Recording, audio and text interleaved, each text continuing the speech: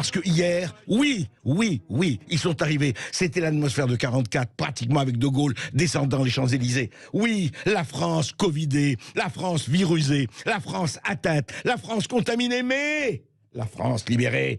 Castex et Véran étaient là et ils nous ont fait l'annonce faite au mari. Je n'allais pas dire au cocu, au mari. Avec un 2 R, bien sûr. Alors, qu'est-ce qu'on nous a annoncé? Écoutez d'abord, le pass vaccinal, objet de toutes les polémiques, voté massivement par le Sénat et par l'Assemblée nationale. Voici ce que nous a annoncé Jean Castex. Je veux aussi vous dire ce que sont les évolutions encourageantes qui commencent à se dessiner. Vous précisez le calendrier dans lequel nous pourrons, courant février, lever la plupart des restrictions prises pour freiner l'épidémie à la faveur du nouveau pass vaccinal qui entrera en vigueur lundi prochain. Alors, ça y est, donc, il y a quand même quelque chose d'intéressant pour les étudiants en droit et pour tout le monde. Nous, citoyens, vous, auditeurs de Sud Radio, tout le monde.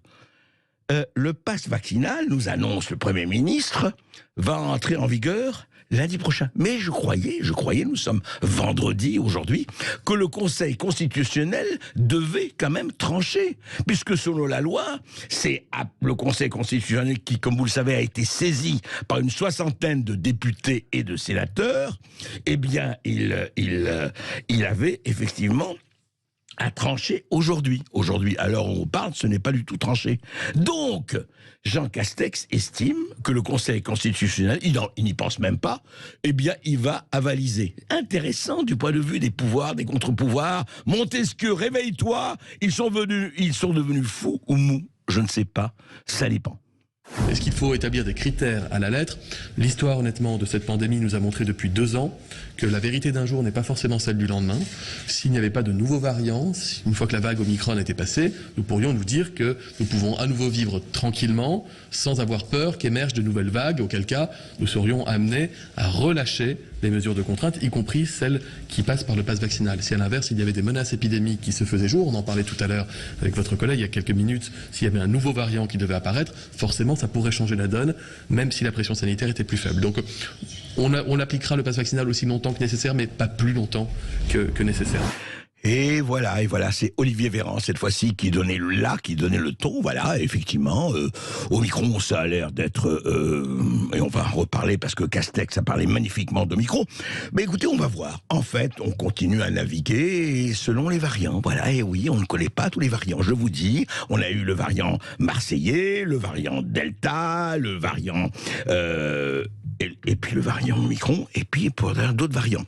Alors, nous faisons une enquête actuellement. Il y aurait peut-être une possibilité, un danger de variant kirghize, de variant tchétchène, et peut-être, selon ce qui se passe entre l'URSS, vous voyez, même moi je fais le lapsus, la Russie et l'OTAN, un variant ukrainien. Allez savoir, peut-être un variant à Djibouti. Et voilà, Olivier Raison et Olivier Véran continuent à nous dire, eh bien écoutez, ça dépend du variant. Donc on est très avancé, oui, on est très très éclairé à chaque fois, c'est ça qui est formidable. L'opacité diminue, les nuages se détruisent et la clarté est là, le soleil est là. On est très avancé, mais on va continuer d'avancer avec Jean Castex. Et Jean Castex, on se demandait au fond, ce variant Omicron. Alors, 400 000 cas par jour, 300 000 à 400 000 contaminations par jour. Alors, il est dangereux, il n'est pas dangereux? Eh bien, heureusement, Jean Castex était là et il nous éclaire. Écoutez. C'est enfin la confirmation que ce variant Omicron est certes beaucoup plus dangereux, mais clairement moins sévère que ses prédécesseurs. Alors là, franchement, on a tout compris. On a tout compris, oui. C'est d'un côté, ce variant est beaucoup plus dangereux que les autres, mais moins sévère. Alors attendez, on voudrait comprendre entre dangereux et sévère. C'est pour ça qu'on a un Premier ministre que le monde entier nous envie. C'est qu'il a, vous savez, il a lu Boileau, ceux qui sont conçoit bien, s'énoncent clairement, et les mots pour le dire arrivent aisément. Voilà. Et les mots pour le rire, non, pour le dire. Donc, écoutez bien, et Sud Radio, retenez, parce que c'est très important. Omicron est beaucoup plus dangereux, mais moins sévère. Alors, qu'est-ce qu'il faut faire, Monsieur Castex, face à ça ? continuez les gestes barrières, continuez à vous protéger, et petit garnement de Gaulois réfractaires, sachez que le pass est là, et il est suspendu comme une épée de Damoclès, et pour le reste, vous voyez. Et après, alors là, arrive le grand moment, effectivement. Les masques à l'école, alors, les masques à l'école, on en a beaucoup parlé ici avec nos psychologues, avec Marie-Estelle Dupont, avec beaucoup d'autres, du problème, et là, soyons sérieux, du problème que ça posait aux enfants, à la psychologie des enfants, au traumatisme des enfants, le masque toute la journée pour des gosses de 5, 6 ans, 7 ans, et moins encore. Eh bien, voici ce que nous dit Jean Castex. Nous pourrons aussi envisager, au retour des vacances scolaires de février, un allègement du protocole scolaire sur la levée du port du masque pour les élèves dans les écoles élémentaires ou sur la question du nombre de tests ou d'autotests à réaliser.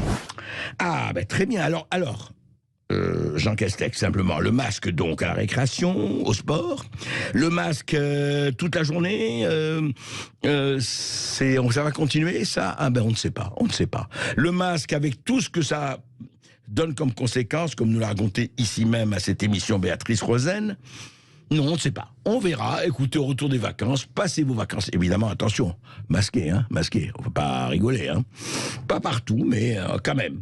Et puis on verra. Mais alors, joy, grave joie, qu'est-ce qui va se passer à partir du 16 février? Écoutez Jean Castex. À compter du mercredi 16 février, nous lèverons les autres mesures. La consommation dans les stades, les cinémas ou les transports sera à nouveau autorisée. Et formidable. Tout ça, vraiment, nous avance beaucoup. On sent que la libération est là. À Pâques, à la Trinité... On verra bien, allez, qu'importe le virus, pourvu qu'on ait l'ivresse, bien sûr. Et en fait, après ça, il y a quand même quelque chose de magnifique, c'est effectivement, il a bien précisé, Castex, Jean, parce qu'on n'avait pas bien entendu, parce que rappelez-vous que la consommation assise était obligatoire depuis décembre, depuis le 31 décembre, et nous sommes le 21 janvier. Qu'est-ce qui s'est passé alors? En 3 semaines, changer d'habit. Eh oui, c'est comme ça, Castex. La consommation dans les bars et cafés ne pourra plus se faire seulement debout, mais seulement de manière assise. La consommation debout dans les bars pourront reprendre. Voilà. La consommation debout, rappelez-vous, c'est lui qui avait dit ça, ne pourra se faire que de manière assise. 3 semaines après, ça change. Voilà, écoutez, c'est formidable. Ces gens-là sont magnifiques.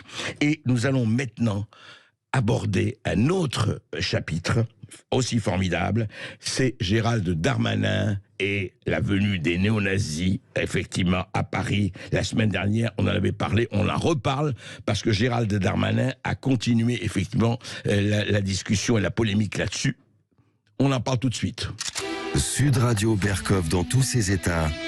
Les perles du jour. Les faits, comme vous le savez, la semaine dernière, il y avait une manifestation des patriotes de Florian Philippot à Paris, et effectivement, avec une photo fixe, on en avait parlé, de gens avec le bras levé. Et Gérald Darmanin, il y a 4 jours, avait tweeté ceci, ce tweet est toujours sur le compte de Gérald Darmanin, il avait tweeté ceci: cette photo prise en marge de la manifestation anti-pass du mouvement dit les Patriotes choque beaucoup, à juste titre. À ma demande, la préfecture de police a effectué un signalement à la justice pour que toutes les suites nécessaires soient apportées. Très bien, sauf que toute personne qui a vu la vidéo, et elle a circulé évidemment sur les réseaux sociaux et un peu partout, vous voyez qu'il ne s'agissait pas du tout de ça. Il s'agissait, je ne sais pas si on a le sonore, Thibaut, il s'agissait simplement de gens qui criaient « Liberté, liberté », en applaudissant des 2 mains. Alors évidemment, une vidéo n'est pas la même chose qu'une photo. Ça a beaucoup protesté, on a dit mais qu'est-ce que ça veut dire? Qu'est-ce que ça veut dire? Ça ne veut strictement rien dire. Et effectivement, donc les saluts nazis, parce qu'il y a eu d'autres personnes qui ont dit ah oui, une manifestation néo-nazie en plein Paris, pour vous dire à quel point de délire un certain nombre de gens étaient arrivés. Eh bien, Darmanin s'est pas arrêté là. Gérald Darmanin, quand on lui dit, écoutez, comment vous avez pu dire ça alors qu'il s'agissait de tout à fait autre chose, de gens qui l'applaudissaient. Et écoutez ce qu'a répondu le ministre de l'Intérieur.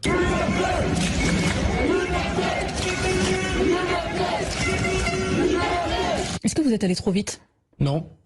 D'abord, je voudrais vous dire qu'il tapait dans les mains, mais manifestement, c'est de manière assez détournée désormais qu'on essaye d'avoir des comportements qu'on peut qualifier de factieux dans les rues de Paris. Mais là, on peut pas dire que c'est un salut Si, nazi. on peut dire que c'est un comportement qu'on peut qualifier de factieux.